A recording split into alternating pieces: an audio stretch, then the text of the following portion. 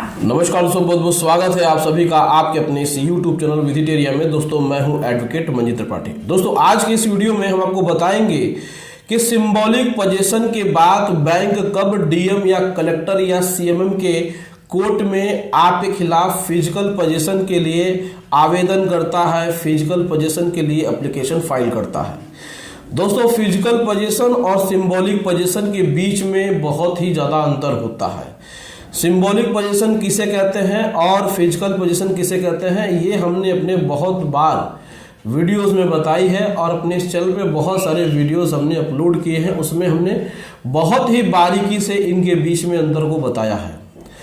दोस्तों देखिए, जब भी आप कोई सिक्योर्ड लोन लेते हैं किसी भी finance company, financial institutions, bank, NBFC, कोई भी, और आपने एक अपनी प्रॉपर्टी मॉर्गेज कर ली, मॉर्गेज एग्रीमेंट आपके और बैंक के बीच में बन गया और आपने 3 ईएमआई अपनी बाउंस कर दी और आपका अकाउंट एनपीए हो गया।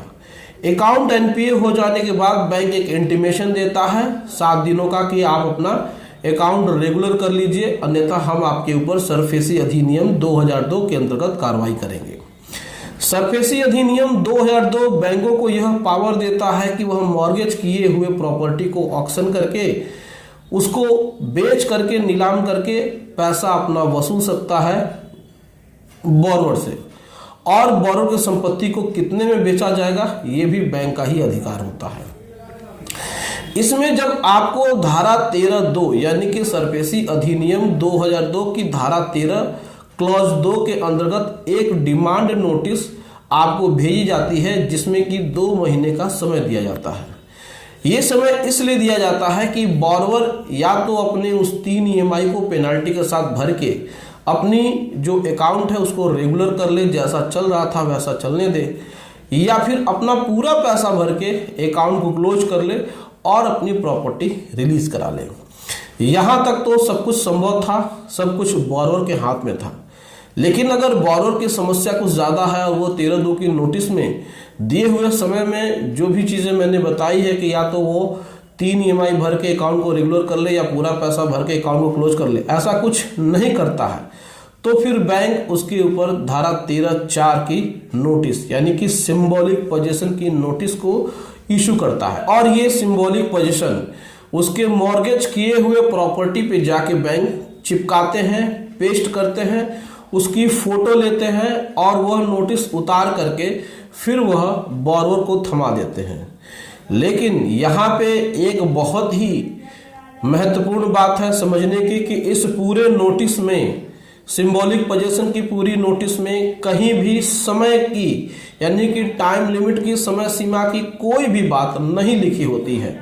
जैसे कि 13(2) में 60 दिनों का समय लिखा होता है, यहाँ पर कोई समय सीमा नहीं लिखी होती है, लेकिन मान के चला जाता है कि 1 महीने की प्रक्रिया को अपनाया जाता है। अब 13(4) की नोटिस के बाद सेक्शन 14 में नोटिस इशू होती है। अब ये 13(4) और 14 इन दोनों के बीच में कितना डिफरेंस होता है, कितने दिनों का डिफरेंस होता है, यही जानना है। बहुत लोग सोचते हैं कि आज यानी कि 1 जनवरी 2024 को बैंक ने हमारे प्रॉपर्टी पे 13(4) की नोटिस चिपका दी, तो क्या वो 2 जनवरी को जाकर के वो डीएम के पास केस फाइल कर सकते हैं? तो देखिए, इस प्रक्रिया में तकरीबन 1 वीक लगता है। 13(4) की नोटिस चिपकाई और 13(4) की नोटिस जिस दिन चिपकाई उसके अगले 1 हफ्ते तक वो कुछ नहीं करते हैं, लेकिन वो एक काम करते हैं कि 1 हफ्ते के बाद यानी कि 7 डेज, कभी तो 15 दिन लग जाते हैं, बैंक न्यूज़पेपर में गजट करता है, पब्लिकेशन करता है, सिंबॉलिक पोजीशन इस प्रॉपर्टी पे ली गई है और इसका ऑक्शन होना है, दुनिया भर की अपनी जो भी चीज़ उनको करना है, और फिर वो सेक्शन 14 में एप्लीकेशन फाइल करते हैं वह डीएम के पास। और डीएम के पास जब एप्लीकेशन फाइल होता है तो भी डीएम उस पर तत्काल प्रभाव से एक्शन नहीं लेते हैं। उनको भी 15 से 20 दिन का समय लगता है उस कोर्ट में उस पेपर को चेक करने में, पेपर सही तरीके से है कि नहीं है, सारे पेपर हैं कि नहीं है, उसमें 13(2) 13(4) की नोटिस है कि नहीं है, उसमें आपका एग्रीमेंट है कि नहीं है, लोन सैंक्शन लेटर है कि नहीं है, डिटेल्स में सबको देखने के बाद फिर वह उसको इंक्वायरी करते हैं, इंस्पेक्शन कराते हैं, उसके बाद रिपोर्ट मंगाते हैं, तो इस प्रक्रिया में हो सकता है कि अमूमन 1 महीने का समय लग जाए। लेकिन मैं एक बार फिर कह रहा हूं कि कहीं भी 13/4 की नोटिस और 14 की नोटिस के बीच में कोई ऐसा नोटिस नहीं आता है जिसमें समय सीमा आपकी लिखी होती है। तो हम लोग इस प्रक्रिया को प्रैक्टिकली मान के चलते हैं कि 1 से 1.5 महीने का समय लगता है। यानी 13/4 की नोटिस के बाद सेक्शन 14 में जब आदेश होता है तो उसके बीच का जो गैप होता है वो 1 से 1.5 महीना होता है। बहुत सारे लोग इसी बात पे कंफ्यूज हो जाते हैं कि 13/4 की नोटिस 1 जनवरी को आई, तो क्या सेक्शन 14 का जो आदेश है वो 2-3 जनवरी तक आ सकता है क्या? तो ऐसा बिल्कुल भी नहीं है। आपको 1 से 1.5 महीने का समय मिलता है। कभी कभी 2 से 3 महीने लग जाते हैं अगर डीएम आपके प्रोटोकॉल में बिजी हैं, अगर सीएमएम कहीं छुट्टी पे हैं, या फिर एडीएम फाइनेंस भी छुट्टी पे हैं, और या फिर फाइल ऊपर नीचे हो गई, या फिर फाइल में कुछ करेक्शन हो गया, फाइल को फिर लौटा दिया गया बैंक को कि इसमें इनसफिशिएंट डॉक्यूमेंट है, तो पूरा का पूरा मान के चलिए कि उसमें समय लग जाता है। लेकिन आपका जो प्रश्न है कि वो 1 दिन 2 दिन या 1 हफ्ते के अंदर में ही वो पोजीशन लेने के लिए ऑर्डर रिलीज हो जाता है, तो ऐसा बिल्कुल भी नहीं है। आपको 1 से 1.5 महीने का टाइम मिलता है। लेकिन आप 1-1.5 महीने का इंतजार मत करिए। आपको जो भी रिलीफ लेनी है वो रिलीफ ले लीजिए।